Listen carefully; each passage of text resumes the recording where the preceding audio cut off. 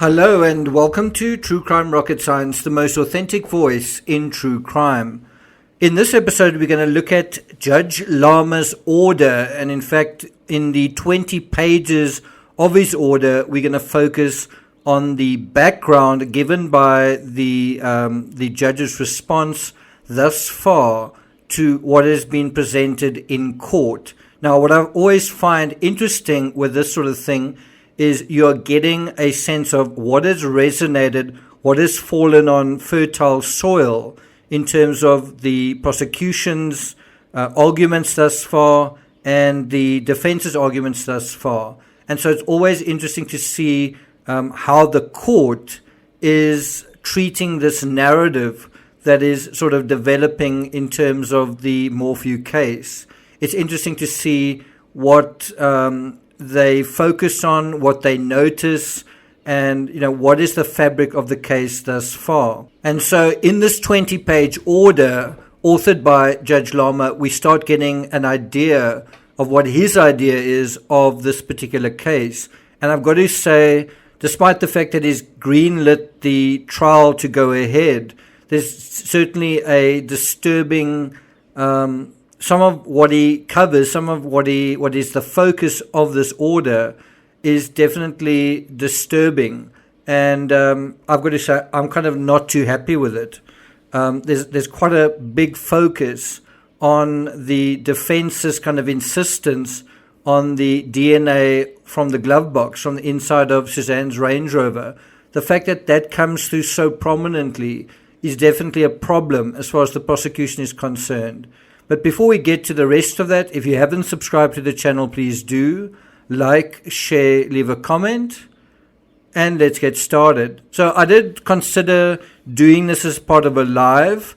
The reason I'm not doing that is, firstly, I want to do this in sort of smallish, digestible chunks. So I'll probably do 4 or 5 sort of mini episodes, each of them around about 10 minutes, dealing with 2 or 3 pages from Judge Lama's 20-page order. I did deal with maybe around 10 pages, 7 to 10 pages in a live stream where I read his conclusions and I read some of the highlights. So in this episode, I'm going to be dealing with some of the additional content from the quintessential reading as we approach the murder trial at the end of this month. It's set for the 28th of April.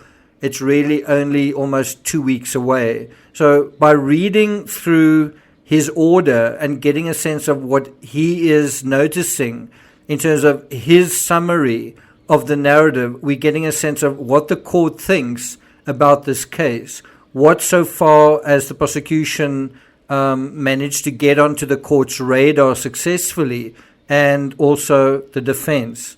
And so that is what we're going to deal with now. So I think it's page 2, deals with the background. So it's giving a narrative of the background of the Morphew case. And so I'm going to now be reading Judge Lama's order as he wrote it. And this is the section dealing with background. So he writes the following.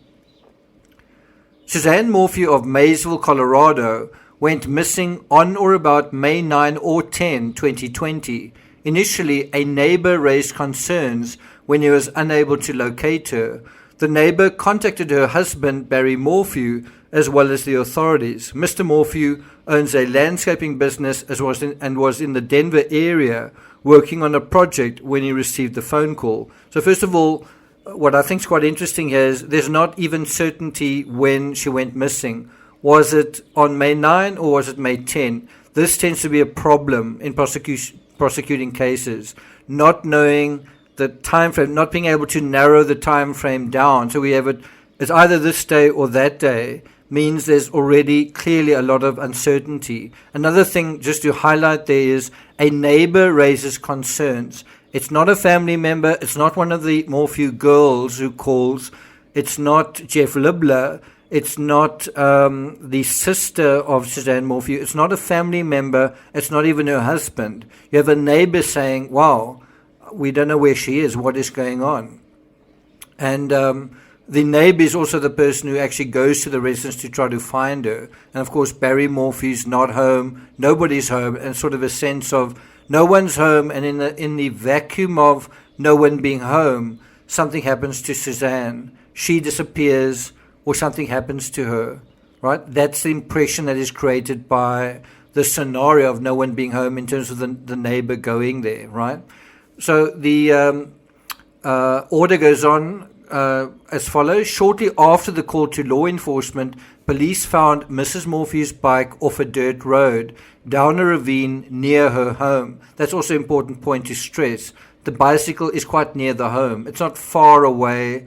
It's not very far away. And so it shows Suzanne herself didn't get far away when something happened to her. Whatever happened to her happened near the home or even at the home. The bike appeared to have crashed or been strategically placed in that location. So that's also established early on that it may have been staged, right? Apart from her bike, there was no sign of Mrs. Morphew. More search and rescue personnel were brought in to assist that evening, but she was never found. A massive search involving numerous law enforcement entities and volunteer community members from nearby Salida ensued. An individual did find Mrs. Morphy's bike helmet west of her bike off of Highway 50. However, Mrs. Morphew was never located. To date, she has never been found. And from a legal perspective, this is very important. After failing to find Mrs. Morphew, law enforcement suspected foul play. In addition to continuing their search for Mrs. Morphew, police were actively investigating her disappearance as a potential crime. So it was almost immediately that law enforcement kind of went, she didn't just run off. This isn't an accident. This is someone's intentional interference. Something has happened here and it's been hidden, right? She didn't just disappear. She has been purposefully obscured from the gaze of law enforcement. So it goes on to say police were actively investigating her disappearance as a potential crime. The Morphew residence, including vehicles, were searched and numerous items of evidentiary value were collected. The police, among other efforts, obtained DNA samples from the scene, including from the bike helmet, and Mrs. Morphew's vehicle. Now, already when I see that, kind of at the end of the third paragraph dealing with background, this focus on DNA samples, already the hairs go up at the back of my neck, because it's like, this is a DNA case. What does the DNA tell us? And this is not a DNA case. This is a circumstantial evidence case. Anyway, Mr. Morphew soon became the focal point of law enforcement's investigation. So very soon, Barry Morphew became a prime suspect, I guess. That's my words, but certainly the words of the order was just a simple focal point of law enforcement. Police searched the contents of his phone, including location data. And then I've highlighted the following. Data on Mr. Morphew's phone indicated that around the time she went missing, he turned left on Highway 50 west, passing the location of where Mrs. Morphew's bike helmet was found on the side of the road before ultimately turning around to head to Denver for work. So this is of critical importance. The fact that there is evidence, there is this idea of Barry Morphew. He said that he went straight to Broomfield. Instead, he turns left on Highway 50, and the route that he takes him along the same route where Suzanne Morphew's bike is found, and also a bike helmet is found on the side of the road. Her bike and bike helmet are found right next to the road, and this road isn't the road you would take to Broomfield. And it turns out that Barry seemed to have taken this road not to Broomfield, where these bicycle, parts of the bicycle were found, and then he turned around and then he headed to Denver for work. So that part I think is quite good. The fact that has resonated with the judge and he's mentioned this in the narrative. Mr. Morphew said he was following an elk and turned around near Garfield, a small community about 3 to 4 miles west of where Mrs. Morphew's bike was found. That and other location data on his phone raised suspicion among investigators. So the fact that is brought up, that is definitely a bit of a score for the prosecution.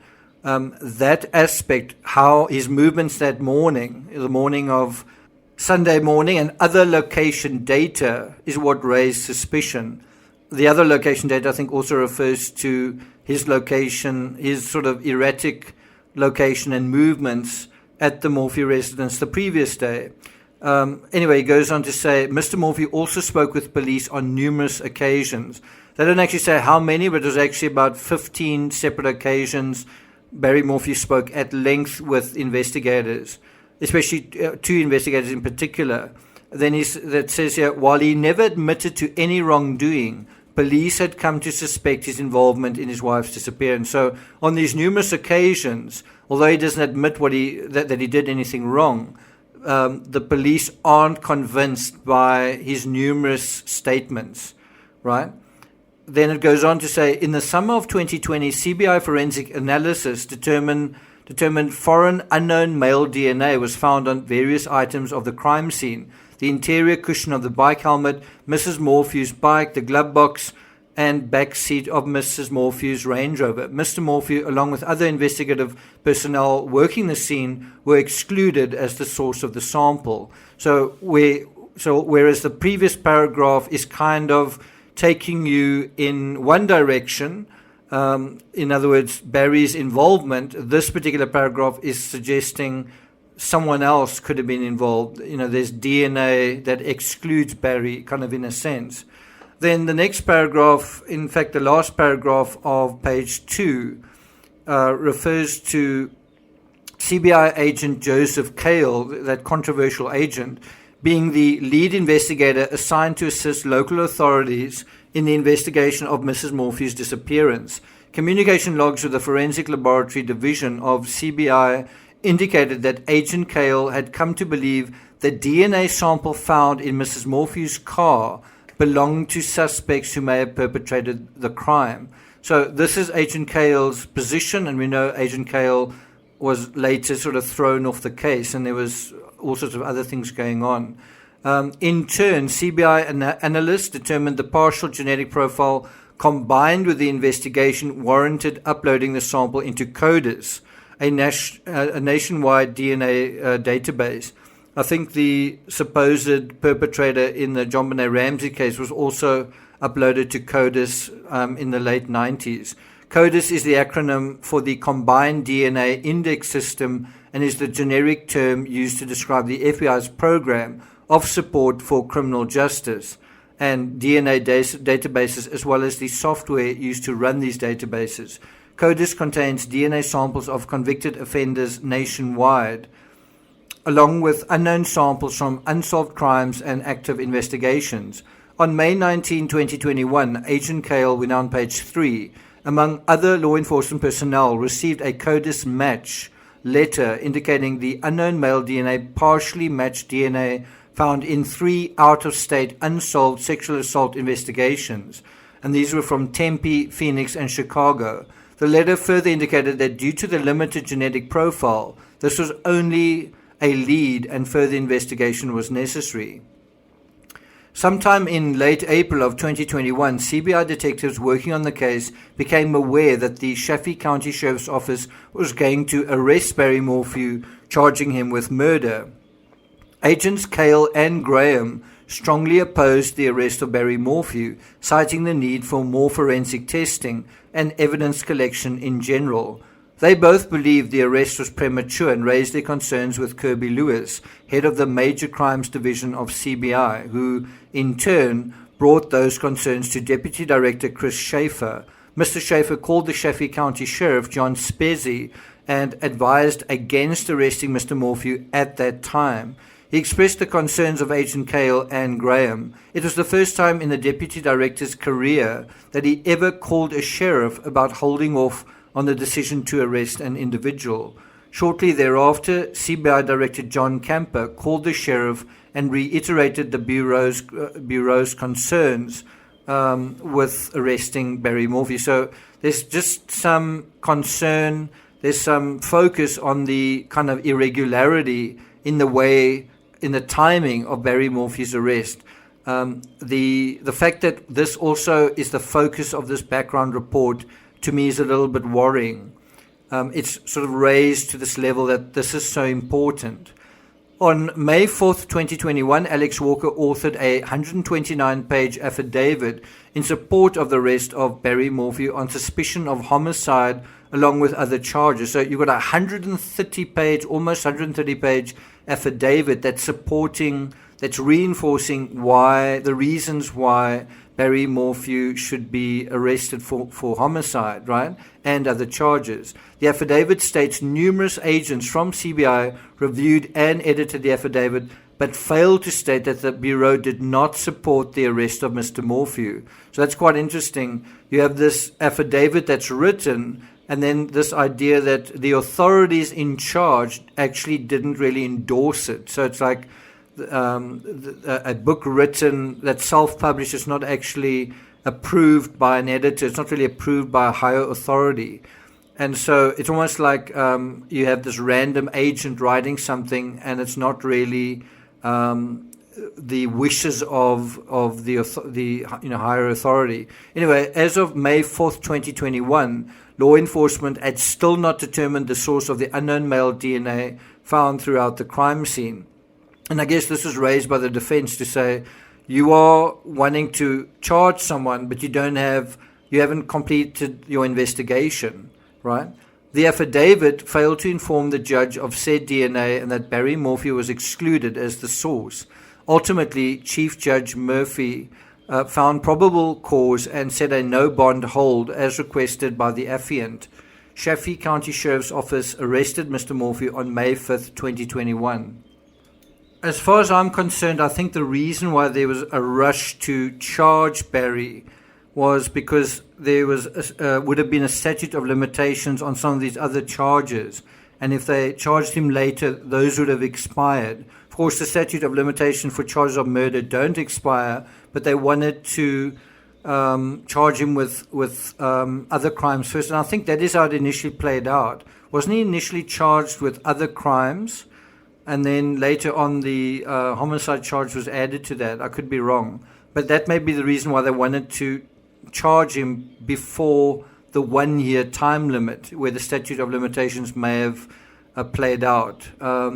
Anyway, on May 19th, 2021, the People disclosed a CODIS match letter to the defense indicating the unknown source of DNA may be linked to other unsolved out-of-state sexual assaults in Tempe, Phoenix, and Chicago. Meanwhile, Mr. Morphew remained in custody, unable to post bond pending his preliminary hearing and his hearing to determine whether the proof was evident and presumption great. In other words, it was a bond hearing reserved for those accused of first-degree murder. In the months leading up to and during the preliminary hearing, the prosecution had 3 meetings with law enforcement and CBI analysts to discuss the meaning of the CODIS match, its significance, and follow-up investigation to rule out potential sources of the DNA. Information tending to negate the guilt of the accused was discussed, but nothing was reduced to writing and disclosed to the defense in any of the 3 meetings. The preliminary hearing commenced on August 9th, 2021 and lasted 4 days. The People called the following witnesses: Alex Walker, Kenneth Harris, Jonathan Grissing, Derek Graham, Andy Rorich, and Kevin Kobach. The People did not elicit any testimony concerning the foreign male DNA from any of these witnesses. The defense ultimately called Agent Cale of the CBI to present the information to the court. The court reserved ruling. On September 17, 2021, the court issued its ruling, finding that proof was not evident and the presumption not great. The court specifically found that the unknown male DNA profile was particularly significant because while it doesn't prove a stranger abduction theory, and this is obviously the theory of the defense, it does at least support it. Accordingly, bond was set, which the defendant posted. In all, the defendant remained in custody, unable to post bond for a little over 5 months. Defendant is charged with first-degree murder along with other counts for the alleged murder of his wife, Suzanne Morphew, on or about May 9 or 10, 2020. Defendant has pled not guilty. A jury trial is scheduled to commence on April 28, 2022. And so in this background statement, you've got so much focus on the CODIS, on the DNA profile, on the protocols of the prosecution. And it's difficult to say which, if it's the prosecution or the defense, occupy most of the background thing. It does feel like a lot of it, far too much information is focusing on this CODIS, on this DNA profile, and this idea of a stranger abduction, right? That is what it feels like. And that is not good news for the prosecution. It's not good news that there's this sense of a tangent to the case where, on the one hand, you can investigate Barry Morphew and maybe this or that is suspicious. On the other hand, there's this shadow narrative, there's this tangent dealing with some, unknown stranger. And, where's that going to take you? And if the defense can argue that convincingly, then they're going to win the question of, is there reasonable doubt that something else could have happened here? And that is the issue that is sort of bedeviling this case at this point and is coming up in Judge Lama's assessment of it at this point. In the next episode, we'll deal with the applicable timeline that the judge highlights, and that is just like pages 5, 6, and 7. We'll deal with that in the next episode, so look out for that. Thank you for listening, and I'll see you guys next time.